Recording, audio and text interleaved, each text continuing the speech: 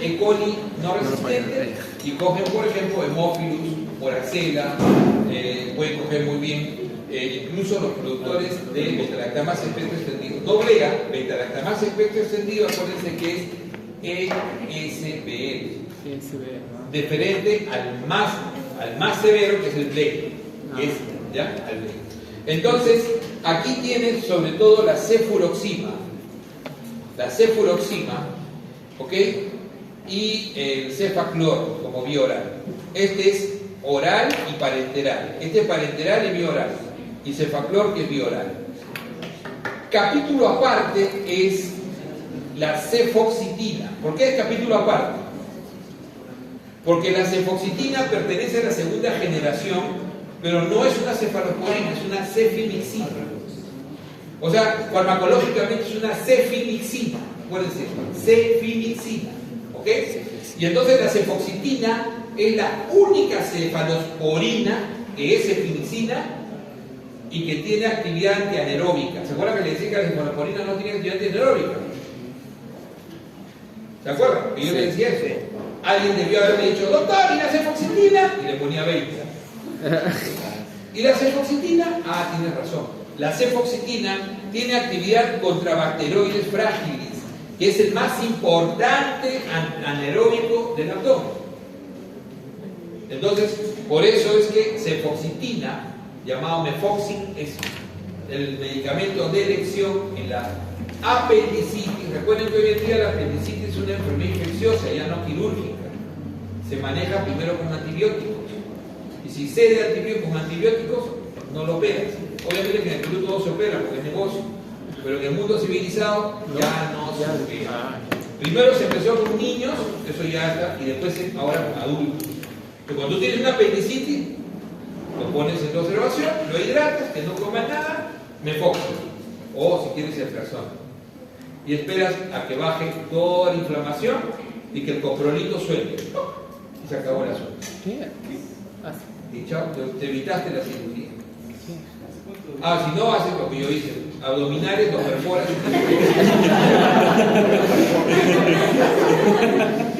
Pero obviamente un cirujano que escucha eso te va a decir, ¡ese no sabe nada! Porque obviamente vas en contra de el 50% de las cirugías del Perú. Hay que hacer la diferencia. Por apendicitis. Entonces yo me acuerdo que en cuántas apendicitis entraba a operar, obviamente cuando era alumno, cuando era interno, donde la apéndice entraba más normal que recontra, y agarras y te da, agarras y tú tienes que hacerlo así mucho. Pero abajo. Ahora se saca. Entonces viene, la anatomía patológica viene edematoso. Ya ves, lo agarramos a tiempo. Ahora sí tiene sentido. Todos hacen lo mismo. Todos hacen lo mismo. El cirujano que le diga que eso no lo hace. Gustavo, mami, Castillo, Osvaldo, todo lo demás. Entonces, eso es clásico. Como por suerte ustedes van a ser la generación que van a tratar como debe ser. Entonces, en la segunda generación, recuerden la cefoxitina. Vamos a la tercera generación.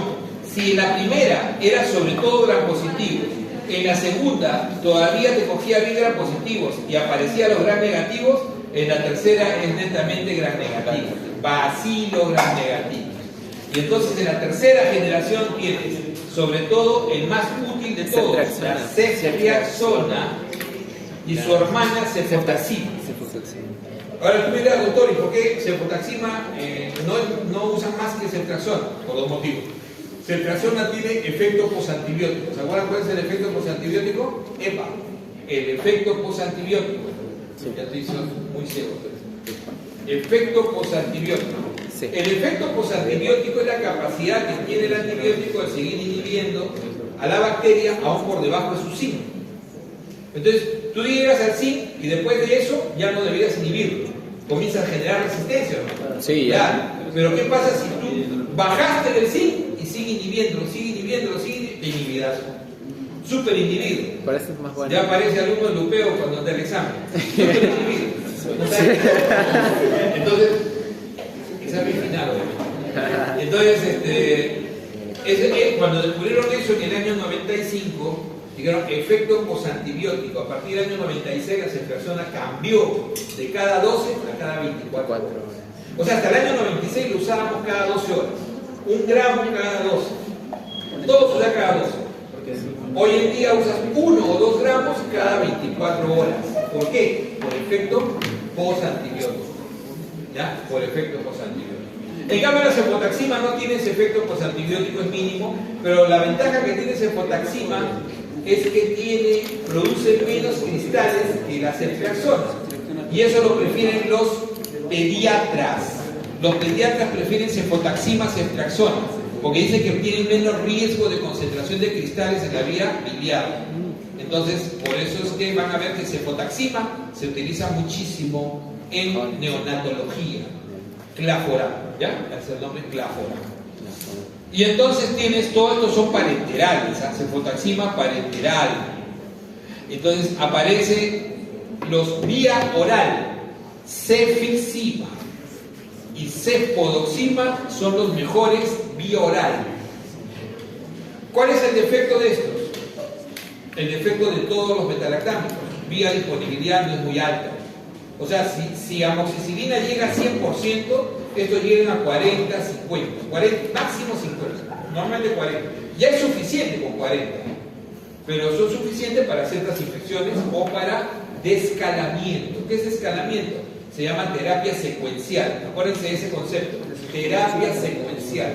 La terapia secuencial se refiere a que tú le diste un parenteral y cuando el paciente clínicamente mejoró, cayó la fiebre, cayó el PCR, ya está bien, quiere comer, le cambias a un oral, pero del mismo espectro.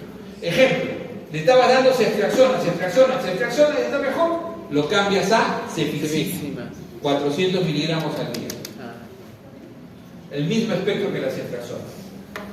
Eso se llama terapia secuencial. Ventajas: alta precoz, menos efectos adversos, mayor compliance, obviamente, ¿no es cierto?, del paciente. ¿Ok? Igual a cefodoxima. La cefixima, ¿qué ventaja tiene? Es el número 1 para infección urinaria en los niños. Alguien me dirá, ¿la infección urinaria en los niños habrá infección urinaria baja? Rarísimo. Ay, pero es rarísimo. Generalmente el niño te hace pielonefritis.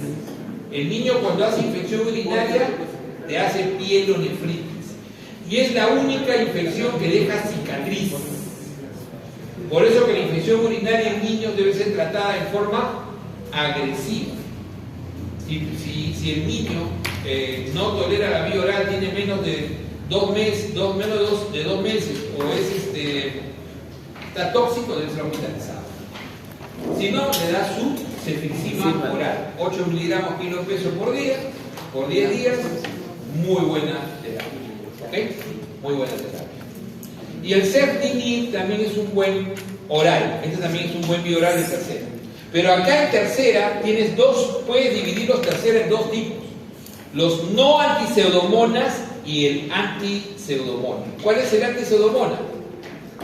Ceftazidima. La ceftazidima es el antipseudomona por excelencia. ¿Por qué es la estrella? Porque apareció cuando todos los ureídos y las cargas están fallando. ¿Se acuerdan que ticarcilina, piperacilina, todos fallaban? Sí. En los años, a principios de los 90, de pronto no, aparece, ni siquiera a principios, no, a fines, pero a mediados de los 80 aparece ceftazidima, Fortuna. Un antipseudomónico puro, muy bueno. Entonces, este es el antipseudomónico que todavía se usa más en el mundo, de tercera generación. De ahí pasamos a la 4ª generación. Para que haya una generación tiene que haber algo diferente. Lo diferente es que todos son antipseudomonas, de mayor actividad antipseudomona, Y entonces en el país tenemos cefipime, que es el que más utilizamos hoy en día. ¿Cuál es la ventaja de cefipime frente a ceftazidima? Cuando ustedes usen ceftazidima, tienen que estar seguros de que es pseudomona, o casi seguros. Pero si yo tengo una neumonía de la comunidad y se me ocurre darle ceftazidima, como muchos hacen, yo he visto muchos en nivel 1, les cayó ceftazidima y dicen, oye, mejor démosle ceftazidima, mira la que... No, dale ceftriaxona, tu neumonía a la comunidad. Lo vas a hospitalizar porque tiene indicación, ¿no es cierto? Pero dale ceftriaxona. No, pero si tengo ceftazidima. La ceftazidima cubre menos neumococo que ceftriaxona. ¿Cuál es la causa más frecuente de neumonía en la comunidad? Neumococo. ¿Cuál es la elección cuando tiene resistencia intermedia? Ceftriaxona. Entonces muchos pacientes se fregaron en la comunidad porque en el hospital nivel 1, el chico que aprendió mal, que generalmente es un MG, se emociona porque encuentra ceftazidima y dice, no voy a dar ceftazidima, pero si no es pseudomona, dale ceftriaxona, pero es más potente. No, no es más potente, pero para pseudomona.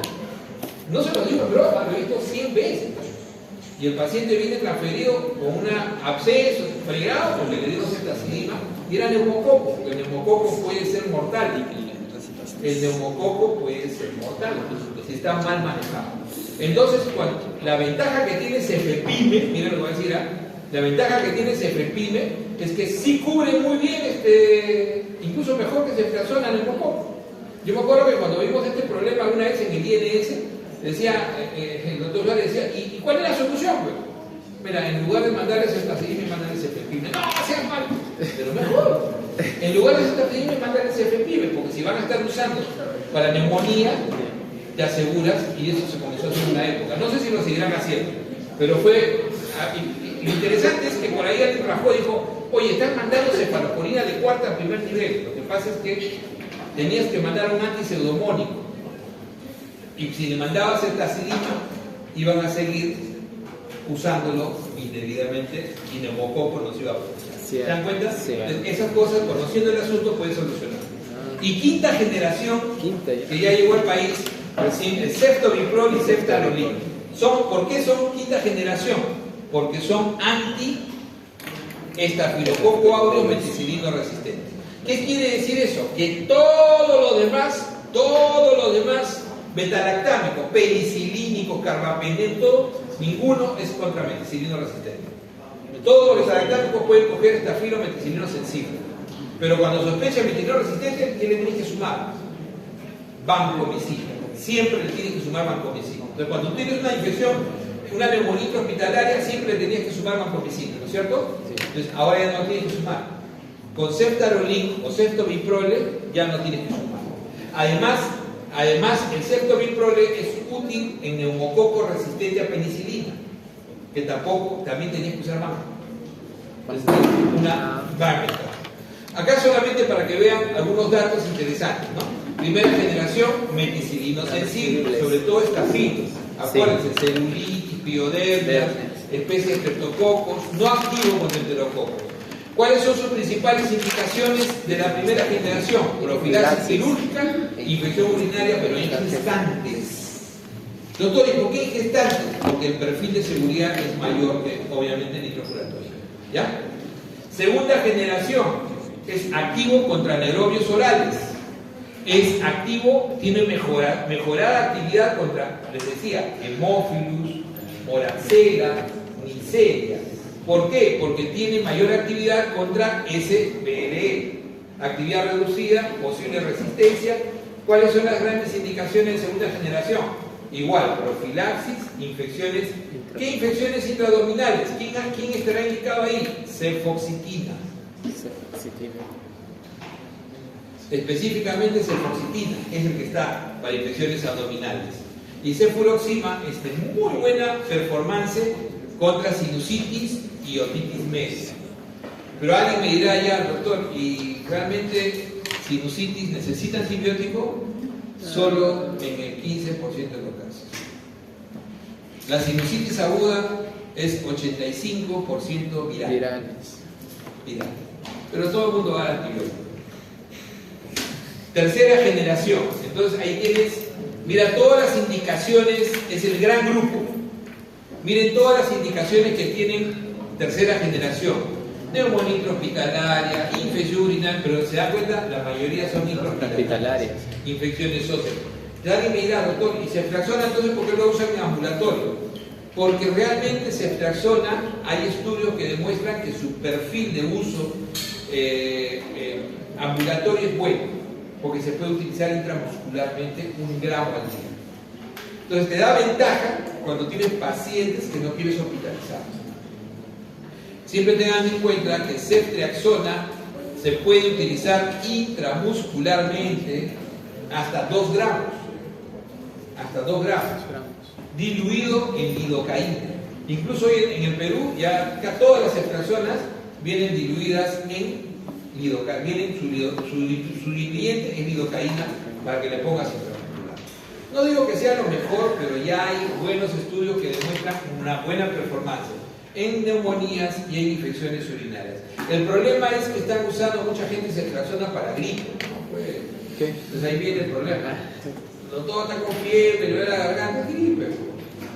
Pero de repente está con tos, de repente ya está haciendo neumonía, ¿no? Entonces ahí viene el grave problema de soltar un antibiótico tan fuerte.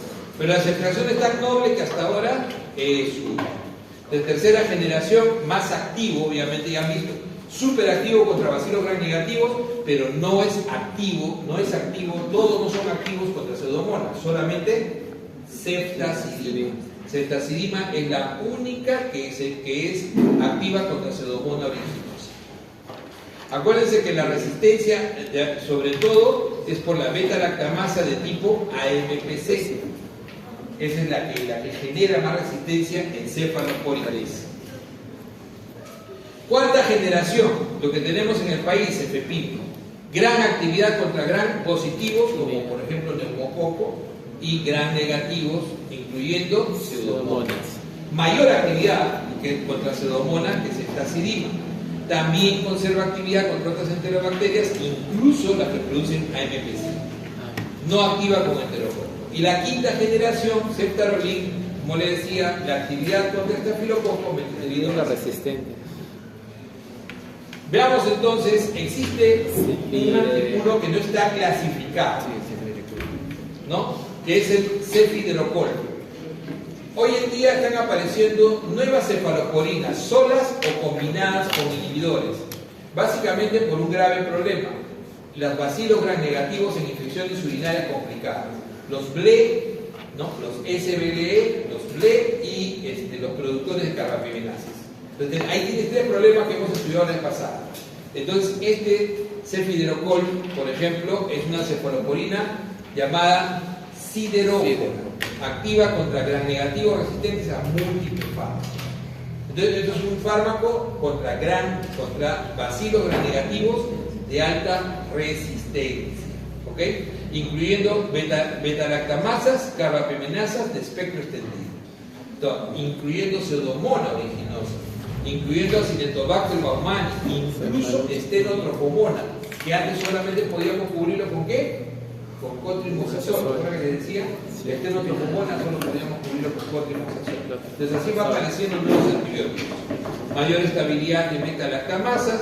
La indicación fundamental, ¿no? Contra gram positivos y anaeróbicos se cree que tiene muy poca actividad. Sobre todo la indicación es para infecciones complicadas del tracto urinario. Ustedes me dirán, doctor, ¿es tan importante esto? Sí. Es uno de los grandes problemas intrahospitalarios. Como la mayoría de las cirugías, la mayoría de los pacientes adultos mayores ya no controlan bien vejiga, o necesitan sondas durante el acto operatorio o los procedimientos, con mucha facilidad generan infecciones urinarias intrahospitalarias y lo generan con bacterias multiresistentes. Entonces, muchos pacientes se mueren sépticos a partir de la orina. Increíble, pero es así. Muchos viejitos se mueren sépticos a partir de la orina. Entonces, es un gran problema. Por eso que este es un antibiótico intrahospitalario para infecciones complicadas del tracto urinario y la neumonía hospitalaria asociada a ventilador. La neumonía asociada a ventilador es el paciente que entra a UCI y después de 48 horas que está intubado, hace una neumonía. No el paciente que entra con neumonía, no. Es un paciente que entra a UCI por cualquier motivo, por cualquier otro motivo. Y de 48 horas después de que lo han intubado, de repente comienza a hacer neumonía. Eso se llama neumonía asociada a ventilación. O ustedes me dirán, ¿cuál es la importancia de eso? Que cambia la microbiología. Si la neumonía intrahospitalaria primero estaba estafilo y bacilos gram negativos abajo, Ahora, en la neumonía asociada a ventilación, primero está pseudomonas. Siempre pseudomonas. Y de bajín, abajo de eso, acetobacter.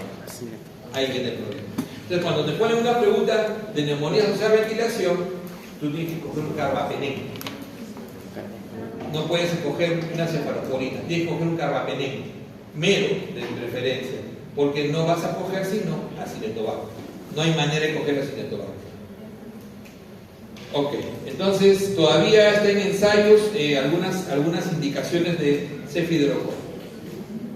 Los monobatámicos, ya sabemos que el astronam es un excelente. La gran novedad del astronam es que puede servir contra beta-lactámicos, ¿no? Puede servir contra la alergia a beta-lactámicos. Es el único que sirve en la alergia a beta-lactámicos.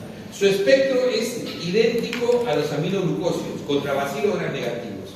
Entonces, tiene un espectro reducido, ¿por qué? Porque básicamente da contra bacilos gram negativos. Recuerden que los bacilos gram negativos, también llamados bacilos entéricos, E. coli, Klebsiella, ¿no? Enterobacter, Citrobacter, Aeromonas, pero también está ahí la pseudomona. Entonces es antipseudomónico. Eso es lo importante, es que es antipseudomónico. Y al servir contra pseudomonas, nos puede reemplazar algunos medicamentos importantes. Ahora, como les decía, no tiene reacción cruzada con otros beta-lactámicos. Esa es la gran ventaja del astronam. Los carbapenémicos. Recuerden que los carbapenémicos tenemos en el país imipenem, cilastatina, meropenem y ertapenem. El Dori no ha sido necesario traerlo todavía. Tenemos cuáles son no activos. ¿Cuáles son no activos contra bacilos gram negativos? ¿Cuáles son no activos contra no fermentadores? Los no fermentadores son básicamente la pseudomonas. Entonces, tú tienes un carbapenén que no es activo contra pseudomonas, o sea, contra no fermentador. Y eso te da la ventaja de no hacer presión de resistencia contra pseudomonas. Ese es el medicamento que les decía, el ertapenem fue una gran estrategia a utilizarse para no generar presión de resistencia cuando había infecciones por Escherichia coli B. Entonces, había un grave problema en los hospitales todavía, es el Escherichia coli, productor de beta-lactamasta de espectro extendido, ¿no? BLE. Entonces, ¿con qué lo matabas este BLE? Con meropenem o imipenem. Pero cuando usabas para matar este E. coli, meropenem o imipenem, ibas ejerciendo presión de resistencia contra pseudomonas, porque estos son antipseudomónicos. Entonces, ¿cómo se podía evitar esa presión de resistencia? Entonces, el ertapenem no ejerce presión de resistencia. ¿Por qué? Porque no tiene actividad contra pseudomonas. O sea, justamente no tiene actividad no activo contra no fermentador. Contra pseudomonas y acetobacter. El siguiente grupo, esos sí son activos contra no fermentadores, contra pseudomonas. Ahí tienes mero, IMI y Dori. El que usamos más, meropenem y imipenem. Y por último, grupo 3, el enapenem, que tiene mayor actividad contra estafilos meticilino resistentes. No necesita vancomicina. Entonces ahí tienen el gran espectro. No va a utilizar, la mayoría no sirve contra estafilos meticilino resistentes, solo el enapenem. Y en efectos adversos hay que tener en cuenta que imipenem es un fármaco que produce mucha convulsión con adultos mayores. Entonces, imipenem tiene hasta un 60% de riesgo de convulsión en adultos mayores. Entonces, por eso es que en un adulto mayor, preferible siempre es usar meropenem, ¿ok? ¿No? Entonces, la convulsión es uno de los principales problemas. O sea, todos ellos pueden generar convulsión. Pero, por decir un meropenem tiene un riesgo de 1 o 2%, bajísimo, comparado con imipenem. Imipenem tiene un alto riesgo de convulsión. ¿En quién? En adultos mayores. En adultos mayores. Y sobre todo en adultos mayores que hayan tenido secuelas, por ejemplo, que han tenido infarto cerebral, o que tienen de fondo Alzheimer. Esos son los que van a tener mayor posibilidad de convulsión. Ahora sí vamos a una revisión rápida. ¿Qué son los glicopéptidos? Son anti-estafilococos, ¿no es cierto? Ahí tenemos cuál de excelencia, la vancomicina. Yo creo que recuerden, vancomicina actúa a nivel de pared celular. Bactericida.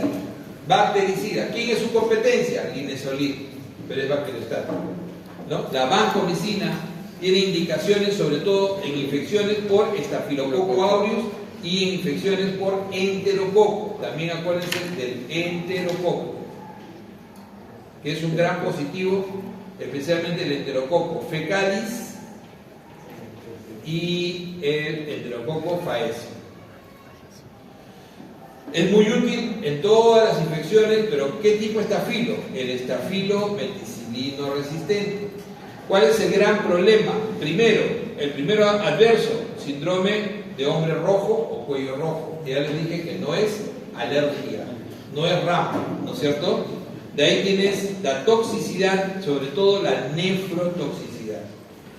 Tiene nefrotoxicidad importante, por lo tanto tiene que ajustarse a su dosis renal.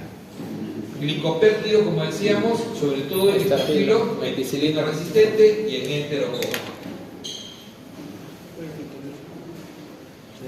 En polimicinas, solamente recordar, ¿no? La colestina, la polimicina B, que es para grandes antibióticos poliresistentes y se utiliza muchísimo, sobre todo en cremas, la polimicina B.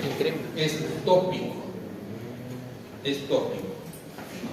Aminoglucósidos. Como les decía, el aminoglucósidos actúa sobre unidad 30S. ¿Quién más actúa sobre 30S? Tetraciclina. Muy bien.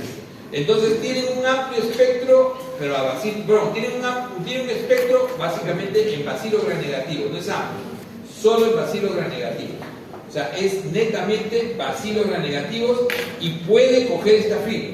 De hecho, coge estafilo, pero es bacilo gram negativo. Hoy en día la gran utilidad, sobre todo la gran utilidad de los aminoglucósidos es su combinación con beta-lactámicos. O sea, combinarlos a beta-lactámicos para disminuir resistencia. ¿Contra quién? Contra pseudomonas.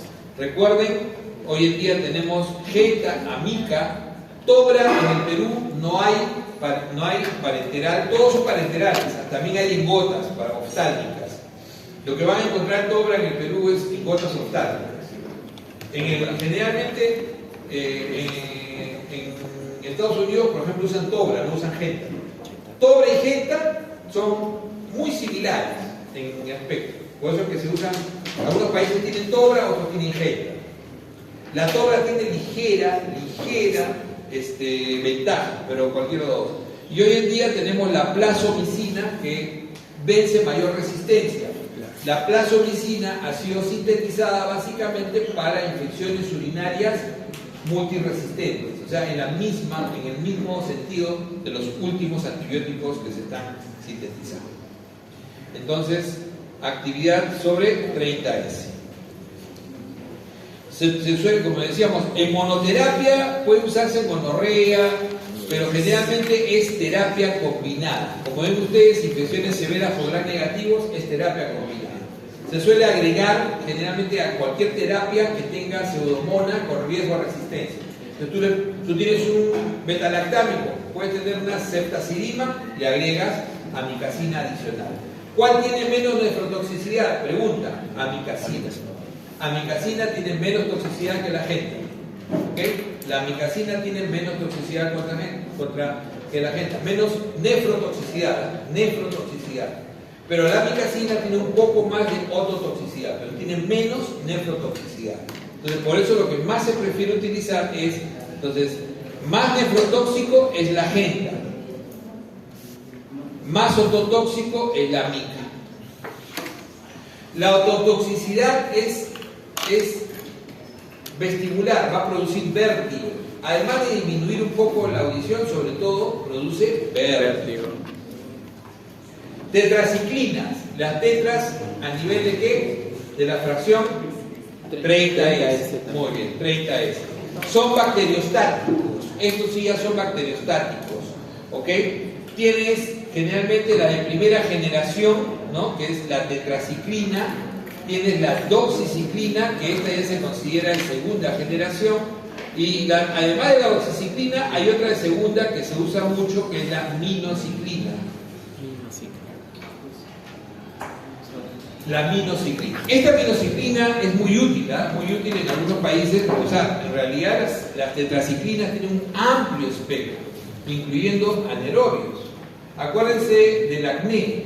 El acné es el antibiótico por excelencia utilizado en el acné moderado, el pápulo pustuloso, es la doxiciclina, 100 miligramos al día por 3 meses. ¿No? Ahora, la doxiciclina tiene una gran ventaja. La doxiciclina, a diferencia de las otras tetraciclinas, no tiene mejor tolerancia oral, porque el principal efecto adverso de las tetraciclinas es mala tolerancia oral, produce mucha gastritis. ¿Ok? Produce mucha gastritis. Como ven ustedes, el espectro es muy grande. El espectro cocos, bacilos gram-negativos, espiroquetas, miren, puede ejercer efectos sobre clamidias. Entonces ustedes dirán, doctor, doxiciclina. Doxiciclina es de elección en toda clamidia. En toda clamidia, clamidia trachomatis. ¿Ok? También en la vía respiratoria va a ser de elección. Cuando si tú tienes clamidia pneumoniae, puedes usar tanto macróleo como tetraciclina. La doxiciclina es muy útil en un montón de infecciones combinadas, por ejemplo, cuando tienes espiroquetas, cuando tienes pasteurela, brucelosis combinada con rifamicina, o sea, son muy útiles en riquezas, miren, en micoplasma, son bastante útiles. Como le digo, entonces, doctor, ¿cuál es el problema con tetraciclina? Son bacteriostáticos, o sea, los inmunosuprimidos, su uso hospitalario va a ser limitado, sí. Va a ser limitado, es básicamente ambulatorio. Ojo que las tetraciclina, la doxiciclina es la que mejor, la que no necesita ningún ajuste a dosis renal, no necesita ningún ajuste a la dosis renal, la doxiciclina. Y una tingencia con la doxiciclina, no se debe dar nunca con lácteos. Su absorción disminuye con lácteos y es preferible darlo alejado de los alimentos. Y otra tingencia con doxiciclina: el que toma doxiciclina no se debe exponer al sol, porque puede sufrir manchas en la piel. ¿Ya? Es un efecto adverso que muchas veces se presenta. Entonces, miren las indicaciones: brucela, cólera.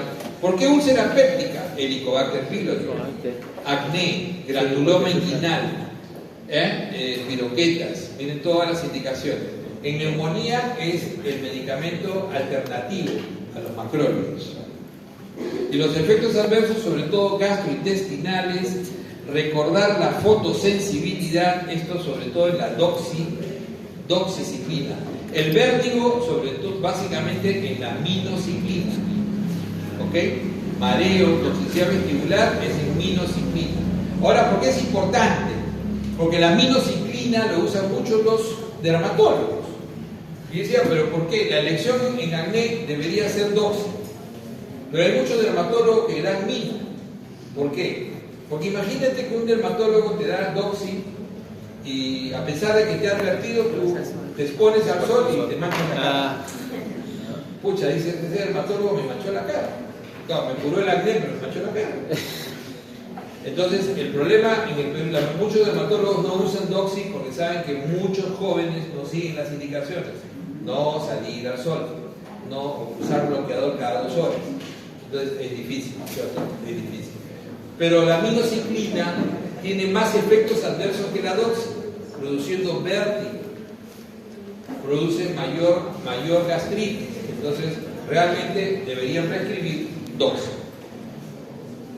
Cloramfenicol es un medicamento que casi no se utiliza. Ténganlo en cuenta, históricamente fue el medicamento de elección que se utilizó en bartonelosis, por ejemplo. ¿Qué es la bartonelosis? La enfermedad de Carrión, ¿no? La enfermedad de Carrión. Se utilizó en fiebre tifoidea, hoy en día conocido como fiebre entérica. Pero ya hoy en día hay alternativas. En Carrión se usa doxigenta, en fiebre tifoidea o fiebre entérica, hoy en día se usa cipo. Entonces, es siempre un medicamento que está ahí guardadito, es interesante, actúa sobre la subunidad 50S y tiene actividad antianaeróbica. Siempre ha sido una posibilidad cuando te falta un antianaeróbico, puedes utilizar clonafenicol. Macrólido es un antibiótico muy utilizado. Recuerden que el macrólido, si actúa sobre 50S, tienes acitro y claritro. ¿Cuál es la ventaja de la acitromicina? Hoy en día el eritro ya no lo usamos, porque su tolerancia oral es baja. 50% de los pacientes hacían gastritis, lo rechazaban. En cambio el acitro es muy fácil de utilizar. ¿Por qué? Porque tiene efecto posantibiótico. Acitro tiene efecto posantibiótico. ¿Se acuerdan de ese efecto? Sí. ¿Okay? Sí. Por eso es que acitro se puede usar solamente 3 días. Y cuando usas 3 días es como si le hubieses dado 7. Cubre 7 días. Y cuando le das 5 días de acitro, le estás dando 10. Por el efecto posantibiótico. ¿Ok? Eso hay que tener en cuenta. ¿Ya? La acitro, algunos dicen, doctor, pero acitro no me funcionó mucho. Mira la marca. Ese es el problema. La marca. Porque acitro, yo te he visto tremendas diferencias entre la acitro original y las acitro que te cuestan de 20 céntimos. Entonces, obviamente, recuerden que tenemos un Ministerio de Salud que no sabe mucho, lamentablemente. El Ministerio de Salud ha visto la propaganda que está haciendo sobre medicamentos genéricos, es vergonzoso. Yo voy a sacar hoy día un artículo. Es vergonzoso, porque ¿cómo vas a decir que un medicamento genérico es un medicamento que viene en su DCI nada más? O sea, es un medicamento que viene en DCI y que debe tener estudio de bioequivalencia. ¿Por qué no lo dice? ¿Por qué no dice que debe tener estudio de bioequivalencia? Porque nadie lo cumple, porque no lo exige el Estado. Y entonces, ¿cómo puedes tú confiar en ese antibiótico si no tiene estudio de bioequivalencia? Es absurdo. O sea, yo puedo utilizar, disculpen, ¿no?, un omeprazol sin estudio de equivalencia. Sí, para un problema menor, quizás, ¿no? Salvo que sea una úlcera, ¿no? Pero un antibiótico tiene que tener estudio de equivalencia. Ahí sí. Entonces, los macrólidos más útiles son claritro y acitro. Acitro es mejor porque tiene efecto posantibiótico. Sin embargo, hoy en día se está usando más claritro porque la gente tiene la sensación, o sea, el medio médico tiene la sensación de que la citromicina ha generado mucha resistencia. Entonces están usando más claritro. ¿Cómo se usa claritro? 500 miligramos cada 12 horas por 5 días. En cambio el acitro se usa solamente 500 por 3 días, uno diario nada más. Entonces es muy útil, ¿no?, sobre clamidias, sobre incluso micobacterias, sobre micoplasma, y es muy útil contra neumococo y hemófilos, pero no resistentes. Entonces, es de elección en Campylobacter jejuni, por ejemplo, es de elección en Listeria, en Bordetella, en Legionella, en Micoplasma, ¿ok? Y como les decía, se ha disminuido mucho los efectos adversos en el caso de acitro, y uno de los grandes problemas es la prolongación del QT. Cuando se usa como otro medicamento que prolonga el QT, ahí viene el problema. 3%. Y eso es lo que sucedió en la pandemia, ¿no? Combinaron hidroxicloroquina con acitromicina, ¿se acuerdan? Sí. Y los dos prolongan el QT. ¿Cuántos habrán matado? Nadie lo sabe. Las nicosaminas es la clindamicina. Recuerden que los anaeróbicos, ojo, estamos bien porque terminamos a las 7:30. Recuerden que los anaeróbicos, básicamente tú tienes, acá me he olvidado un cuadro, se lo voy a pasar después, pero los anaeróbicos van así. O sea, tú sabes que el anaeróbico, ¿dónde está? Está en la boca es lo más, sí, la boca humana es de lo más sucio que hay, ¿no? Están en las zonas en donde no llega mucho oxígeno, como el intestino, el tubo digestivo, los abscesos, ¿no? Los abscesos, todo lo que es absceso es anaeróbico. De grandes infecciones anaeróbicas uno tiene que tener en cuenta abscesos, la angina de Ludwig, la angina de Vincent, los abscesos periodontales.